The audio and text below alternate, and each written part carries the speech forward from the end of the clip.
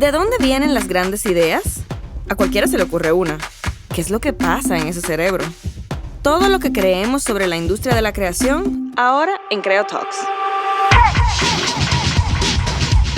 Bienvenidos a otro episodio más de Creo Talks, pero estos episodios van a ser diferentes. ¿Por qué? Tú viniste como un poco acelerada, ¿no? Viste, lo que pasa es que hoy estoy llena de energía. Sí, muy bien. Está bien. Tómate tu café. Dale, para que te tranquilicen. Mira, sí, vamos a comenzar a hacer este formato cuando estemos en solitario, que le vamos a llamar... Solitario no es como... Sparks. Los bichos que uno tiene en la barriga a veces. No, pero esa vaina la van a quitar. Pero no es así que se llama. No. Eso lo van a editar. Vamos a comenzar de nuevo. No, vamos a comenzar de nuevo. No, cuando los niños comen mucho. Vieja, ¿cómo tú vas a hablar dicen de que parásito en medio ese de una niño vaina? tiene una solitaria en la barriga. Pero no es así. Ay, es así. Miren, yo cuento con ustedes, por favor. Traten de controlar esto. Perdón, continúa. Comencemos de nuevo. Ok. Sí, buenas señores. No. ¿Qué? Tú no vas a comenzar de nuevo.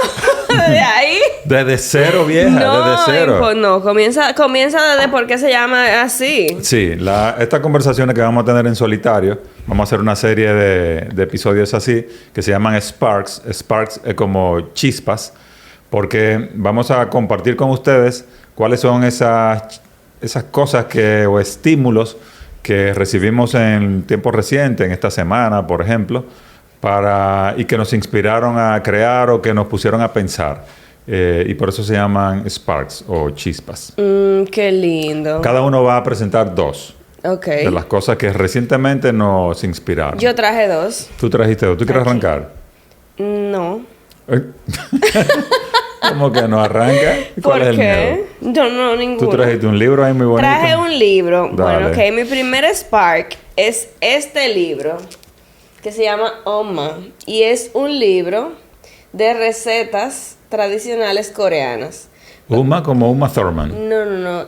Eso es como mamá en coreano. Mamá en coreano. Ah, mira, ya aprendí algo. Entonces, oye, cómo yo encontré este libro, porque lo importante de contar esto es cómo yo llegué a él, ¿verdad? Ajá. Este libro, yo sigo a esa muchacha, ella como influencer. Coreana. Ajá. Bueno, Ajá. pero ella como influencer, ella habla en inglés, ¿no? Ella como que viven Okay. en Estados Unidos, son Ya. inmigrantes. Entonces, ella como que subía unos reels de que lo que mi mamá le cocina a mi papá después de un día largo de trabajo. Okay. Y entonces yo me entretenía viendo a la mamá cocinando. Evidentemente yo soy fan de la cultura coreana porque además los coreanos han hecho su trabajo muy bien para llegar a este lado del mundo. Y nada, como que me interesó ver eso. Primero porque ella usa los videos para contar cómo ellos mantienen viva la tradición a pesar de vivir en otro país. Y bueno, pues lo saludable que es la comida coreana, porque tiene fermentos, tiene etcétera, ¿no? Uh-huh. Y en el tiempo, siguiendo la jeva, me di cuenta que ya se habían lanzado un libro. Lindísimo. Sí. O sea, mira esa foto, viejo. ¿Y lo compraste por Temu o por Amazon? No, lo compré por Amazon. Ajá. Me llegó a mi casa gracias a Clickpack Courier. Valga la cuña, ¿verdad? Entonces, pero. Sigue. Entonces, el libro me pareció tan lindo porque va desde, mira, por ejemplo, de que Building a Korean Pantry, todo lo que tú tienes que tener, y después las recetas, cómo hacer las bases de las sopas, cómo hacer las bases de la salsa. Es súper lindo y está súper bien ilustrado. O sea, mira las imágenes, por favor. ¿Y las recetas tienen ingredientes que se puedan conseguir por acá? Es bueno, tú puedes comprar en el Korean Mart, pero hay cosas que si tú quieres algo muy específico, tú lo pides por Préstame Amazon. el libro, que me interesó eso. Está chévere, ¿eh? Y además, mira qué bien hecho está. Entonces, además, cuando me llegó y lo tuve en la mano, fue que me di cuenta, ¿hace cuánto yo no compraba un libro de recetas? Cuando antes eso era normal. En mi casa de mi mamá hay libros y libros de recetas. Mis tías tenían libros de recetas probadas escritas a mano, que todavía Claro. están en casa de mi mamá. El de Silvia de Pou. Ajá, a eso voy. Eso me llevó Mujer 2000. a recordar un libro maravilloso que se llama Mujer 2000 de Silvia de Pou, Sí. que fue el libro con el que yo aprendí a cocinar. Sí. Y esto es una historia muy linda. Que Porque... todo el mundo aprendió a cocinar con eso. Sí. Sí. ¿Tú aprendiste a cocinar con ese libro? No, yo no sé cocinar y lo Ah, que ok. yo hago es inventar. Pero ese libro, el de Silvia de Pou, me pareció en su momento como un salvavidas, en un momento súper como complicado, porque mi papá murió cuando yo tenía 8 años y mi mamá trabajaba. Y yo llegaba al colegio y decía de que yo no quiero comerme esa comida calentada. ¿Por qué? Y te ponía a preparar comida tú. Claro, porque en mi casa quien cocinaba era mi papá. Ah. Entonces, cuando yo dije de que no, un momento, que es que aquí no vamos a pasar esta lucha, aquí no vamos a coger esta lucha comiendo calentado, y aprendí a cocinar con el libro. O sea, imagínate lo siguiente, tú aprendiste a hacer arroz, no por YouTube, no por un reel. Yo sí, por YouTube. Leyendo una receta. ¿Tú sabes lo difícil que hace un arroz leyendo una receta? Yo no sé leer recetas. Y yo aprendí en ese momento y dije, cónchale, nosotros hemos perdido con toda esta vaina del audiovisual, que yo tengo que verlo haciendo, nosotros hemos perdido esa costumbre de aprender leyendo. Pero tú sabes que hay un boom de libros de cocina. Van a enseñar este bien. Qué Porque, ¿cuánto te costó? 48, $35. Hay un boom porque como hay una cantidad de influencers, por decirlo así, de chefs, que tienen programas en las plataformas, ¿no? Y ellos aprovechan esa popularidad de la plataforma y también sacan sus libros como parte como del parte del mercadeo ecosistema, completo, claro, ajá. de su ecosistema. Sí. Y está muy bien, me gusta No, eso. me encantó y me sentí como tan inspirado cuando como lo ojeé y me sentí como en esa época en la que uno podía aprender y dije cosas como la siguiente, que seguro algunas de las tías y las mamás por ahí se van a sentir identificadas. Y dije, ay, tengo que recortar un papel encerado y un clip del tamaño correcto, porque esto es cuadrado, para cuando esté haciendo la receta ponérselo encima y no ensuciar el Y no libro. ensuciar el libro. Por favor, las tías confirmen. O sácale fotocopia a la receta y todo en la parte. No, Mantén ¿qué? tu libro nuevo en tu... No, digo eso va a yo. estar en mi cocina para ser consultado. Silvia de Pou, que es tía de Claudia Pou. ¿Es verdad? Sí, es tía de Claudia, sí. Cada vez que yo he mencionado a Silvia de Pou, porque la he mencionado, Claudia Pou me dice, mi tía. Esa tipa es increíble, ¿oíste? Sí, sí. ¿Está viva todavía? Yo no sé. Yo tampoco. Bueno, un minuto de silencio por... Pero no sabemos doña si no Silvia está de Pou, viva. pero por si acaso, vieja, por respeto. Yo me encontré con ella en 360 un día y la abordé con una emoción tan No, grande mentira que la tuya. señora se asustó. Groupie. Sí, ella se asustó cuando qué yo la bien. abordé así. Mira, mi primer Spark de los dos que traje es sumamente cortito. A ver. Sumamente cortito. ¿Tú has visto esos términos que parece que hay cuentas en Instagram que te presentan términos que son como que resumen como una sensación completa? Por ejemplo, como serendipity. Sí. Como ese tipo de O que términos. son palabras brasileñas o japonesas. Sí, bueno. Pues yo me topé en esta semana con que dice, lo vamos a poner full pantalla, que dice eremisión. Eremisión es el acto de retirarse gradualmente de la vida de otros. No por conflicto, sino por necesidad de espacio o cambio personal. Y últimamente yo he sentido que por la cantidad de trabajo y lo agresiva que está la calle, yo lo que quiero es alejarme de absolutamente todo el mundo. Y ese mensaje me llegó justo un día que yo decía, pero que yo lo que quiero es no hablar con nadie. Entonces, como hacer una eremisión total, ¿no? O sea, no de gradual. la sociedad completa. Ajá. Pero me pareció interesante el término. Primero, porque no sabía que existía, ¿no? Cómo uno se retira gradualmente de la vida de alguien, no por un conflicto, sino simplemente por necesidad de espacio, de cambio. Pero la eremisión tiene que ver también con el proceso creativo. Porque desde el momento en el que tú retiras a una persona o retiras un hábito, retiras una rutina de tu vida, por ejemplo, no voy a jugar tenis, o no voy a hacer no sé cuánto, o no voy a hacer no sé qué, se abre una ventana de oportunidad para otras experiencias. Por ejemplo, yo que no utilizo delivery de comida, eso en el momento en que yo lo decidí, que fue hace... no sé, 5 o 6 años, ¿no? Hace muchísimo, antes de que las plataformas existieran. Es una forma de remisión. Fue una forma de remisión porque yo me retiré de eso y le abrí la puerta a esto. a tu libro de cocina. A cocinar tú en a casa. yo cocinar en mi casa, no con receta, porque no sé leer receta, pero sí a experimentar y a alimentarme yo solo, ¿no? Ok. Y me pareció como un término interesante que, aunque iba de la mano con mi sentimiento de mandar al diablo al mundo entero, Claro. pero tiene unos vasos comunicantes con la actividad creativa. Tú sabes que eso que tú estás diciendo me parece lindo porque nosotros estamos entrenados de alguna forma a acumular relaciones y acumular vínculos. Sí. Eso pareciera que es como un token de éxito. Como Mientras más hoarders. vínculos, Sí. como acumuladores de vínculos. Acumuladores, sí. Sin embargo, la realidad de la vida es que tú te alejas de la gente, no por mal, sino porque te mudaste de país y dejaste de ver a tus vecinos de siempre, o qué sé yo, lo que tú dices, cambiaste, necesitas otras cosas, lo que sea, Sí. y no es porque haya un conflicto. Sin embargo, estamos tan mal acostumbrados a acumular vínculos que tú no te imaginas otra forma de romperlo si no es a través de una crisis, o sea, de un conflicto. Y mucha gente, como no conoce la posibilidad de los grises, a veces se autogenera conflictos para terminar vínculos y relaciones. Relaciones Y eso es una sentimentales de loquera. cualquier tipo, sí. O sea, porque no está mal Sí. hacer eremisión, aparentemente. Sí. Yo prefiero practicar el minimalismo social. Sí, bueno. O de amistad, ¿no? Yo soy más partidario de eso. Menos es más, ¿no? Sí. No, y también están los niveles de vinculación, pero bueno, eso es otro tema. Sí, podemos hablar de eso en otro momento. Cuéntame tu segundo... Mi segundo... Spark o chispa. Mi segundo Spark es un texto que me apareció en Substack de una persona que se llama Nadia Meli, que tiene un newsletter que se llama Life Letters. Y ella ahí como que hace pequeñas reflexiones sobre cosas que le pasan de una manera bastante simple y como relatable. Y ella ponía este título que decía como que mientras más sano, menos ambiciosa soy.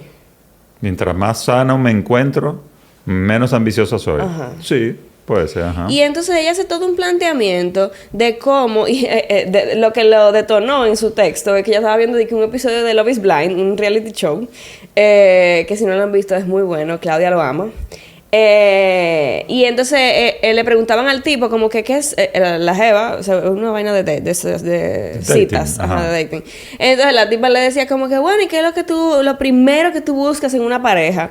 Y el tipo le respondió de que no, la ambición. Y dije, ok, eso es lo primero que tú buscas en una pareja. Bueno, yo creo que muchas mujeres buscan eso de primero en una pareja. Claro. Buscan ese atributo en un hombre. Y entonces ahí ella hace un planteamiento de todas las cosas que tú puedes buscar en una gente, ¿por qué la ambición? Y entonces ella hace como todo un análisis de cómo el capitalismo nos ha llevado a entender que Sí. la ambición es algo correcto, sin embargo, carece completamente de matices. No es malo, la ambición no es mala. No es mala, pero como se plantea, carece de matices. Es el plan tipo, yo tengo que entregarlo todo y sacrificarlo todo hasta llegar a un punto X que sorpresivamente nunca llega, y después de ahí que yo empiezo a vivir una vida más tranquila, una vida más pausada, una vida con todo lo que yo quisiera tener y me pasé todo este rato anhelando. Sí. Entonces, el planteamiento que ella dice, bueno, eso es completamente capitalista. O sea, poner a la gente a correr como hámsters en la rueda,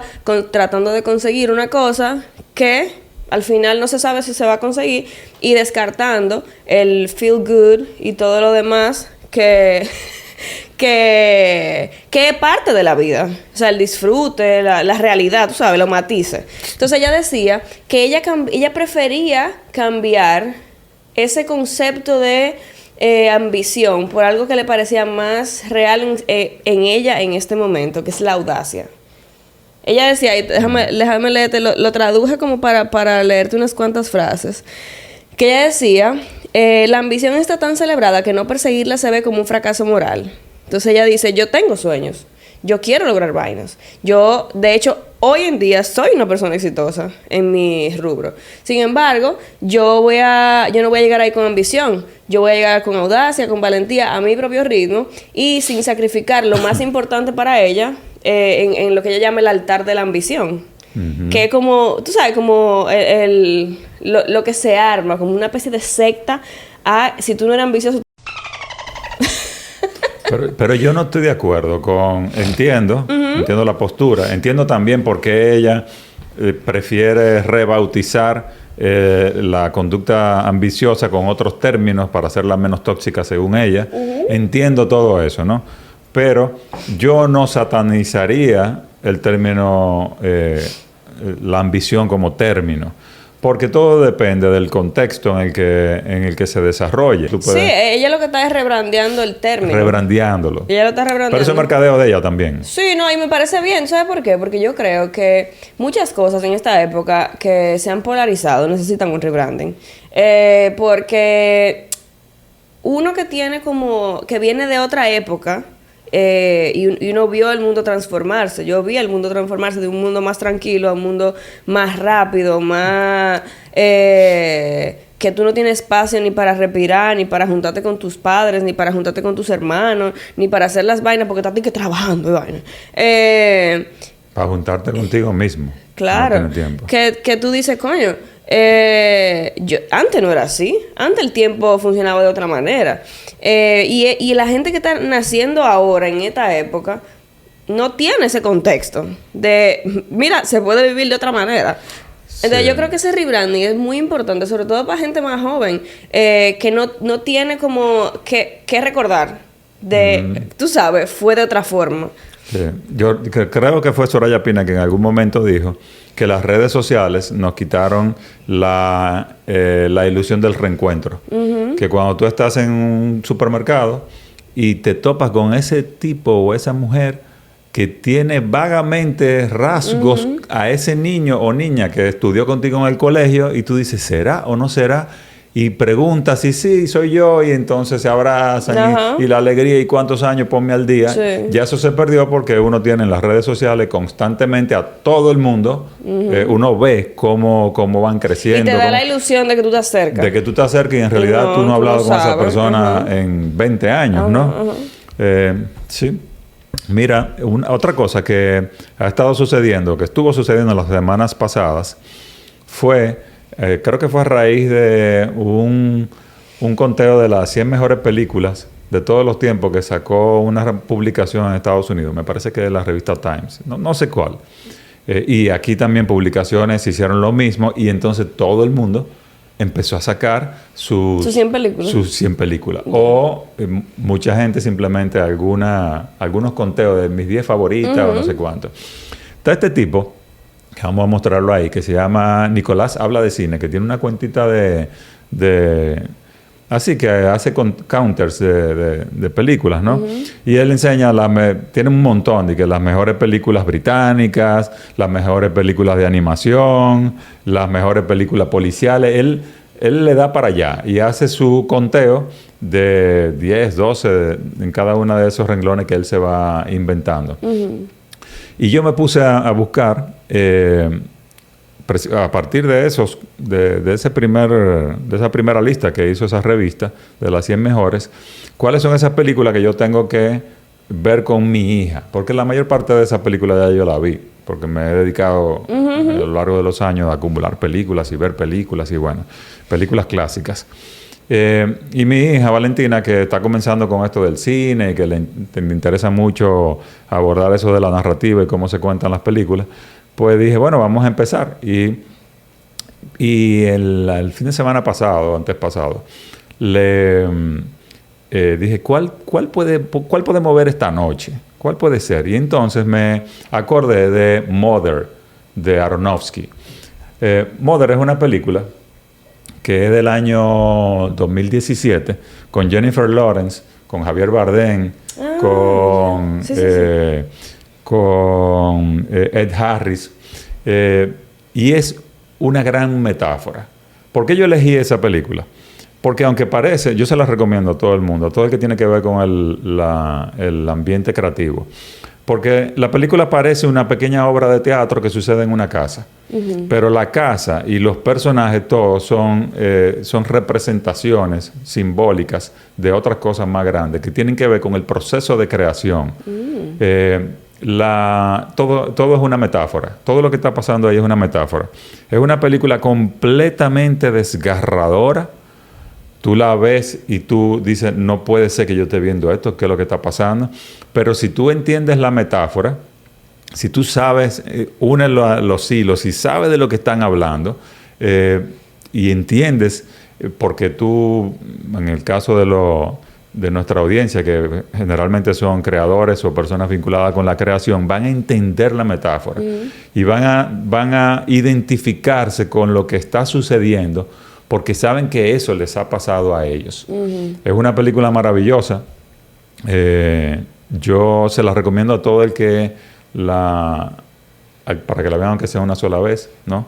A todo el que ha experimentado el proceso creativo, a todo el que ha vivido el doloroso parto de crear, ¿no? Y que lo ha expuesto su obra al público.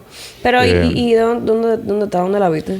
Esa película está en Paramount, pero tú sabes que el contenido va rotando en las plataformas, porque las plataformas compran contenido por X cantidad de tiempo y luego se vencen los derechos y compran otros paquetes de contenido y así se va rotando. O sea que creo que en algún momento Mother estuvo o está también en Prime, en Amazon Prime.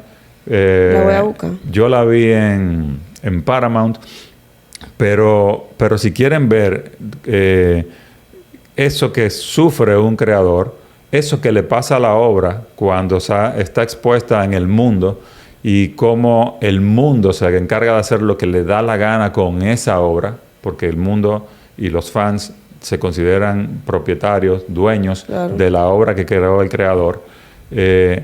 Vean esa película, Mother, del 2017, de Aaron, ¿cómo se llama? Darren Aronofsky. Ese es el tipo que hizo Pi, que hizo The Wrestler, que hizo Requiem for a Dream, que son películas muy fuertes y que llenaron un espacio en el Drama cine, ¿no? total. Drama total. Tú sabes que tú acabas de decir algo interesante.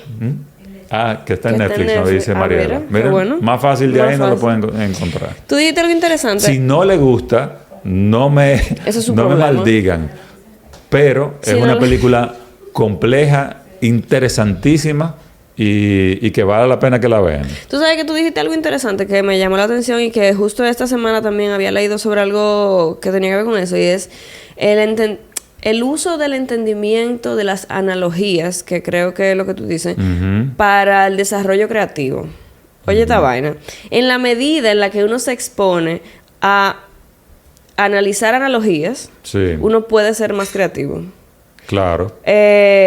Comprobado científicamente. Yo estaba leyendo un artículo en uno de esos foros de MIT que publican entrevistas a gente inteligente. Es un tipo que escribió un libro sobre el tema de las analogías, que el tipo tiene 20 años estudiando cómo funcionan las analogías en el cerebro. Y el tipo decía una vaina loquísima, que es que aunque tu sistema primario, que es el que tú desarrollas los primeros 3 años, es el encargado de que tú seas capaz en el cerebro de hacer analogías, el desarrollo y el entendimiento de las analogías a lo largo de la vida adulta es lo que te permite tener una inteligencia flexible y resolver problemas creativamente. Claro, porque las analogías tienen que ver con el pensamiento lateral. Correcto. No con la literalidad. Correcto. Entonces está chévere. Y a medida que tú te expones a situaciones o problemas resueltos de una forma, tú puedes extrapolar eso a situaciones de cualquier tipo. Sí. Me pareció muy chévere eso. Buenísimo. Así que aunque no le guste la película, le sirve para después ser más inteligente. Miren una cosa, a todos los creadores y creyentes de las ideas que están por ahí, que vean este capítulo, compártanos en los comentarios, en las redes sociales, en Instagram principalmente. O en YouTube. ¿Cuáles son esas sparks, esas chispas que ustedes ven recientemente y que los inspiran a crear o que les inspiran a pensar de manera lateral? Bye. ¿Qué dice ahí? Ya se acabó. ¿Qué dice Mariela? Que yo no leo sin... Diga que nos quedan 5 minutos para despedir, pero despedimos en menos de 5 minutos. No, ya nos fuimos. Adiós. Pórtense bien, síganos en las redes, no coman del piso y nos vemos en el próximo episodio. Bye. Recuerda, no hay nada más triste que el talento desperdiciado. No pierdas tiempo. Crea.